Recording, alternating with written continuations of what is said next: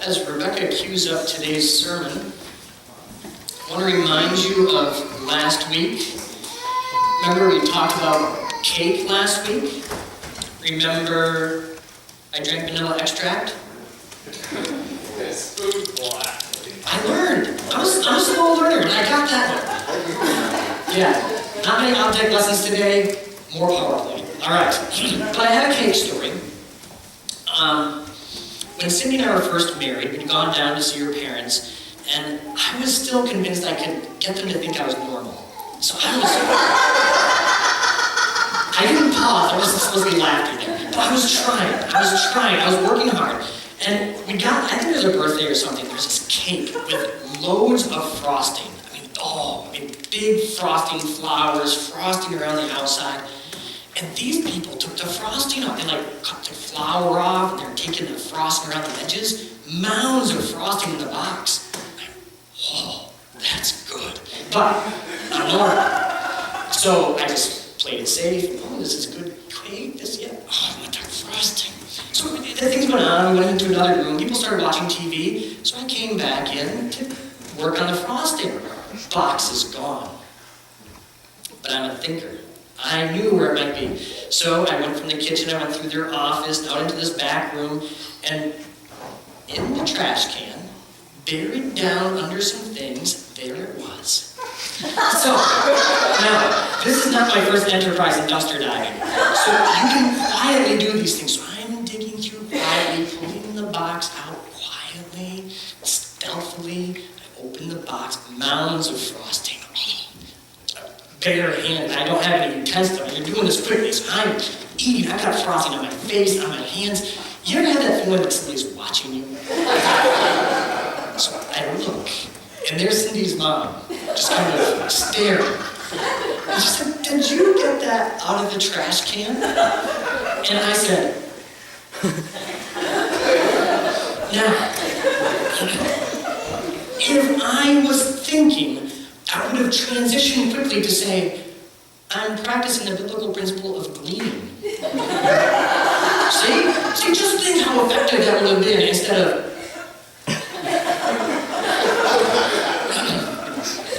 I gave up on acting normal, and it was hopeless.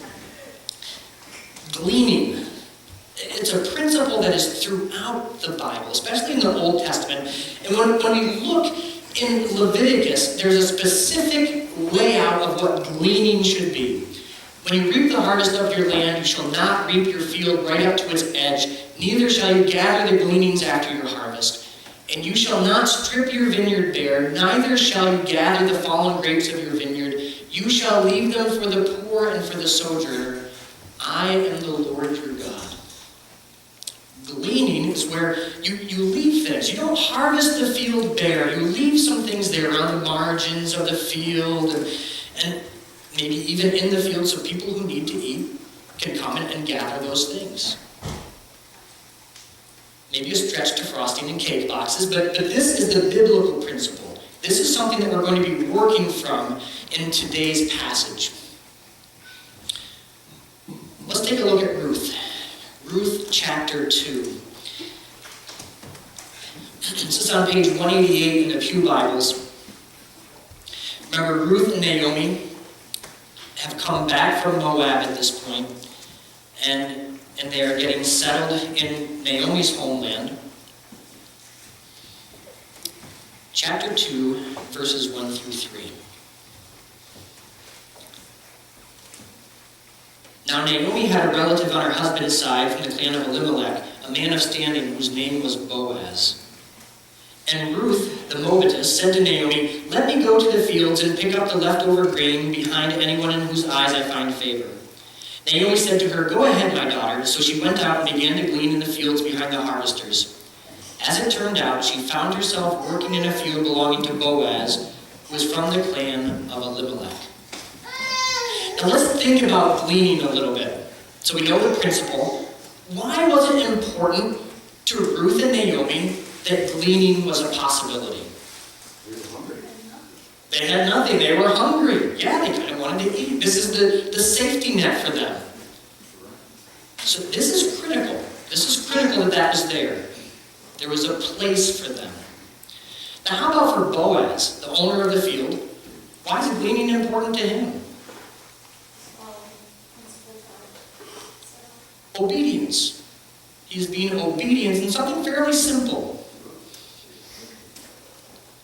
Another thing that we're going to see is that God takes that simple obedience and leverages it for something huge. God takes a simple act of obedience and leverages it for something tremendous. So let's hold those thoughts. I want to think about gleaning principles. A lot of us don't have fields that we're harvesting. Some exceptions. Not a lot of people eat alfalfa. So, all right. So I'm not going to use illustrations from the field. But there are principles with gleaning that we should hold on to. And the first principle I want us to think about is intentionally leaving margin so there is room for others. Margin.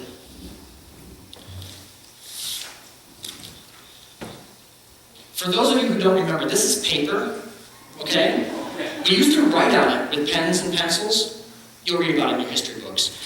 And also, we would print things like from a computer. Not a phone, but a computer or a calculator. And so we were told to have margins around the things that we printed. You know, so if you got an assignment, we were told, make your margins, the part that wasn't printed, in a certain size. So if you didn't have enough stuff, you couldn't make your margins like 3 inches around it. If you're a nerd like me, who could never fit inside the length, you have no margins, you just kind of keep going out. There's a margin around the outside. There is space left. This gleaning principle is that we need to leave space for other people. Margin is the space that once existed between ourselves and our limits. Quite often we think of how much can I fit in my day based on how much stuff can I physically do. How much stuff can I cram into the edge of the piece of paper with no margin? Gleaning principle is that we need to leave margin, whether that's in our time, whether that is in our relationships, whether that is with money. This is a principle that stretches around a lot of things. We push ourselves to the limits and forget about that we were designed for margin.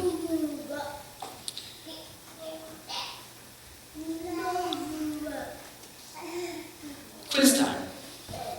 What is this? Breaker box.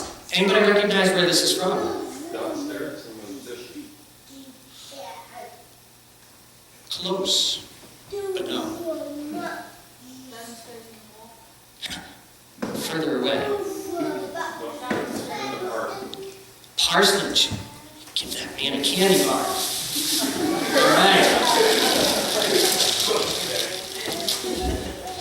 All right. Yes, there's more for you too if you stay awake. Here we go. All right, we're going. All right, so circuit breaker. Think about that.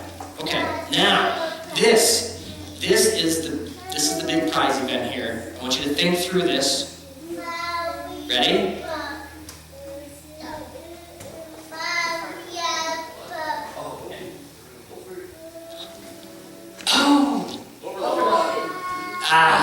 Alan got it. I've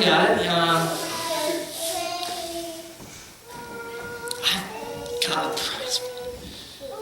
A Kenyan issue t-shirt. All right? Yeah, if you're as quick as Alan next time. All right? Overload. It's the opposite of margin, isn't it? We leave margin so there's space in our life, and overload is that sense of there's too much. The house that Sadie and I lived in at one point was a great house. It had a few quirks. Like, you couldn't plug your vacuum cleaner into certain outlets because there are too many things on that loop, so you break the breaker. Well, another quirk about the house is sometimes you'd be sitting in a room, like reading with the lights on, and the lights would randomly go off. And the lights would come on in another room. And then they'd go off, and your lights would go on, appliances would come on and go off. It'd make it a little uneasy at times, thinking, who's running switches around here? It turned out that everything was overloaded loaded into the panel box. There's also arcing going on, so the breakers actually melted. And so there was a lot of like cross-feeding, overloading, and so you'd have surges going in and out, and so sometimes things would come on, off, switches didn't matter, it was cool. It was great when you had guests, and things would be like,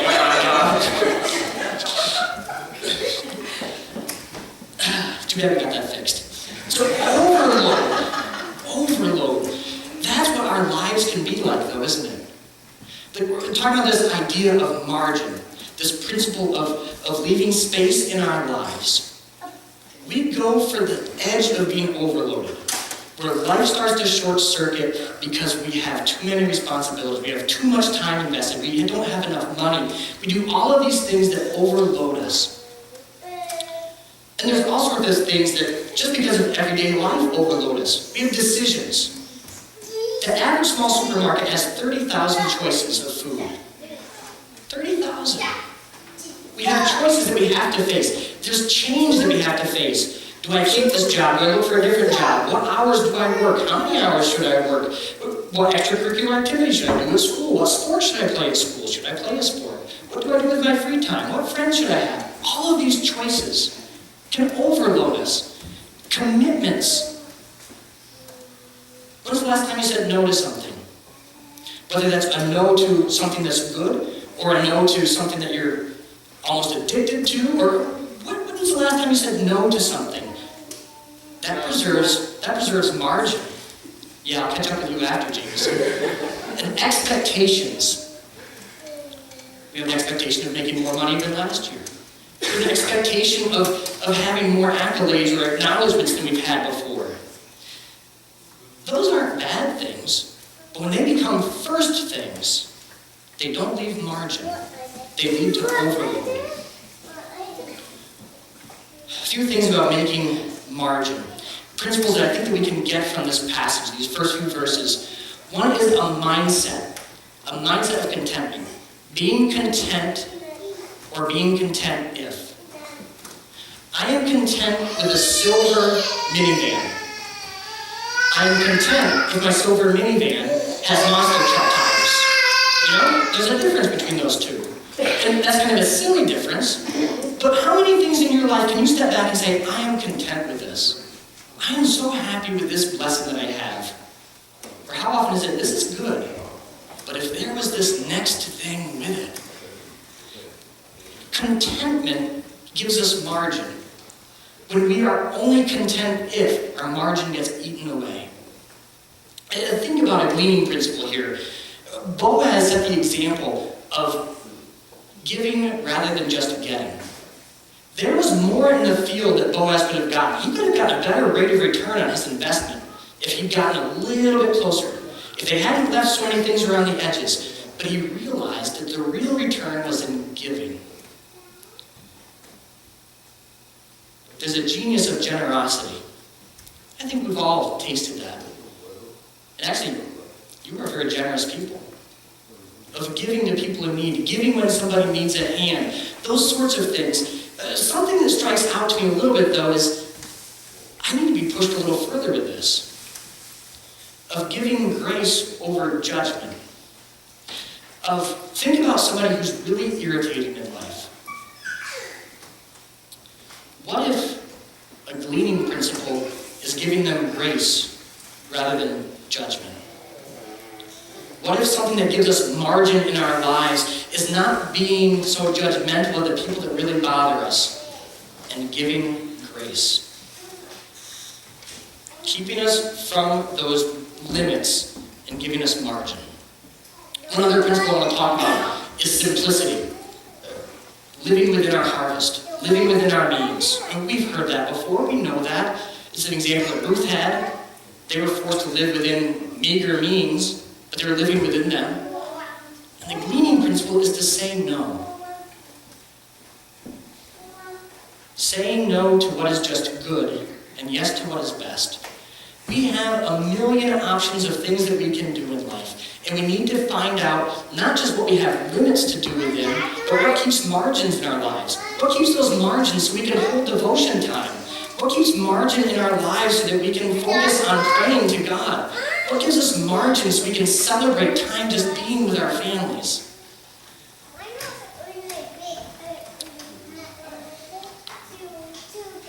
A quick margin quiz for you. During your week, do you ever say, I'm grumpy because I'm tired? Yes. Okay. Careful on incriminating yourselves. If you start using that regularly, maybe there's not much margin in your life. We all get tired. We're all going to have times in which we're grumpy. But if we start saying that more often than it seems like we should, maybe there's not much margin in our lives. Maybe God has designed us to keep margin so we don't reach that limit. Something to think about. Gleaning principle number 2. Margin yields opportunity for extraordinary kindness. Let me explain. Moby Dick. Yeah. That explains it, right? Extraordinary kindness. I'm going somewhere with this. Alright? Moby Dick, written by Herman Melville. Alright? I want to read you something out of this particular book. For Carl, with the hope that he enjoys this book as much as I did when I first read it at his age, but it is really a timeless book. Regards, Edwin Gilcher.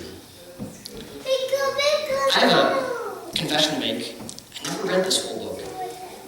I read the cartoon version, which was quite good, and it's a lot shorter than this. Mr. Gilcher gave me a ride to a church that I played at when I was growing up. I played at a Methodist church. He gave me a ride there, and he asked me what was new in my life, what was going on in my life. He periodically had me over to his house to see his library. I'm not used to people having libraries. He had a library. And one day, he pulled this off the shelf and gave it to me. I was 15 years old. I struggled with self-confidence, struggled with self-image, and this guy gave me this book and said, you know what? Why don't you do this? I think you'll enjoy this. Encouraged me. Very simple act of kindness. Huge, huge change for me of someone encouraging me. A simple act of kindness leveraged by God to be something much more. Of encouragement for me that a few years after I was 15 years old, I still think about this. Let's think about this principle as we look through the following verses in Ruth chapter 2. Verses 4 through 17. Just then Boaz arrived from Bethlehem and greeted the harvesters. The Lord be with you. The Lord bless you, they called back. Boaz asked the foreman of his harvesters, whose young woman is that? The foreman replied, she's the Moabitess who came back from Moab with Naomi. She said, please let me glean and gather among the sheaves behind the harvesters. She went into the field and has worked steadily from morning till now, except for a short rest in the shelter. So Boaz said to Ruth, my daughter, listen to me. Don't go and glean in another field, and don't go away from here. Stay here with my servant girls. Watch the field where the men are harvesting, and follow along after the girls. I told the men not to touch you, and whenever you are thirsty, go and get a drink from the water jars the men have filled. At this she bowed down with her face to the ground. She exclaimed, why have I found such favor in your eyes that you notice me, a foreigner? Boaz replied, I've been told all about what you have done for your mother-in-law since the death of your husband. How you left your father and mother and your homeland and came to live with a people you did not know before. May the Lord repay you for what you have done. May you be richly rewarded by the Lord, the God of Israel, under whose wings you have come to take refuge. May I continue to find favor in your eyes, my Lord, she said. You have given me comfort and have spoken kindly to your servant, though I do not know one of your servant girls. At mealtime, Boaz said to her, come over here. Have some bread and dip it in the wine vinegar. When she sat down with the harvesters, he offered her some roasted grain. She ate all she wanted and had some left over. As she got up to glean, Boaz gave orders to his men. Even if she gathers among the sheaves, don't embarrass her. Rather, pull out some stalks from her from the bundles and leave them for her to pick up, and don't rebuke her. So Ruth gleaned in the field until evening, then she threshed the barley she had gathered, and it amounted to an ephah.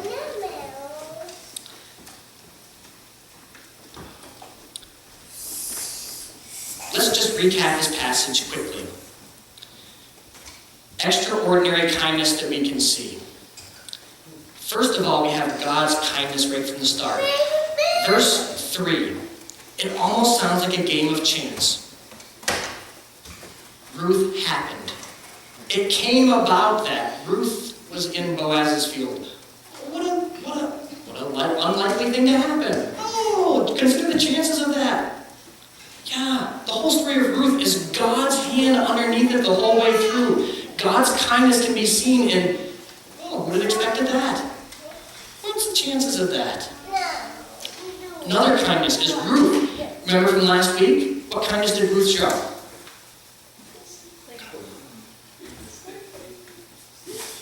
Cling, yes. Ecstatic cling, she clung. Remember? Ruth clung to Naomi. Oh, I'm glad that you remember the ecstatic cling. That was a high point for me. All right, kindness of Ruth. Now let's think about the kindness of Boaz. What do you put on a bulletin board? Oh, you are good. Wow. Yeah. Notice. He noticed. Boaz showed kindness because he had enough margin that he could notice other people. In verse 4 and 5, he noticed two different groups. He noticed his workers, which wasn't a guarantee. The Lord bless you. What a great exchange between those guys, in which Boaz recognizes and notices people around him, and he notices a Moabite woman. Somebody that you don't need to notice. But he took notice of her being there. Next kindness by Boaz. Fragile, but you have enough. Okay. No sugar for you, my friend. All right. Kindness. Kindness of being fragile. Boaz recognizes that Ruth's life is fragile. She is in a very vulnerable place. He goes above and beyond the rules of the day, of the gleaning rules, and he says, I'm going to protect you. You are safe in my fields. I'm giving you extra protection. He recognizes fragile. Last one? Not quite. It's a green card you get at the post office. Yeah, the post office guy comes through, all right? Return receipt. Boaz references Ruth's kindness. He says, I've heard about your kindness. And then he returns that kindness. Kindness begets kindness. He observes kindness and he can't help but show kindness in return. Verses 14 through 16, he provides Ruth with food. And join us for our meal. Here's a critical question. Verse 20 of chapter 2. And Naomi said to her daughter-in-law, may he be blessed by the Lord, whose kindness has not forsaken the living or the dead. Naomi also said to her, the man is a close relative of ours, one of our redeemers. May he be blessed by the Lord, whose kindness has not forsaken the living or the dead. Whose kindness is this? Boaz or the Lord's? The Lord's? Yeah, both and, isn't it? It's definitely Boaz. No, you said the Lord. It's definitely both. We see the Lord's hand is clearly at work, but it's going through Boaz. It's not just Boaz on its own, that's clear. Which Boaz isn't just going about doing stuff. God is working through him and leveraging him. A little story about Moby Dick.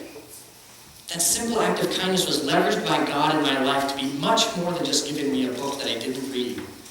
It was encouragement.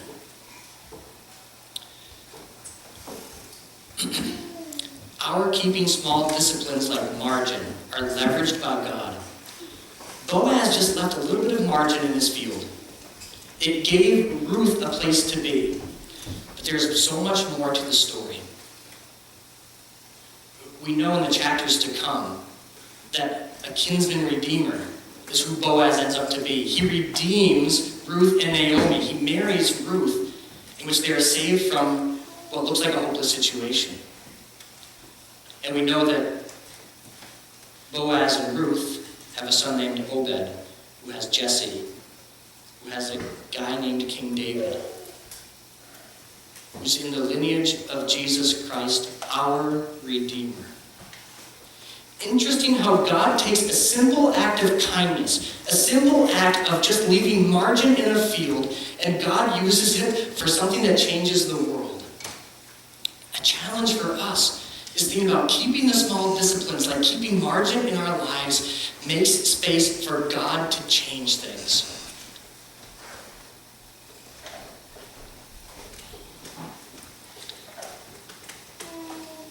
The assignment I want to end on today is set your margins. Maybe you haven't checked your margins in a while.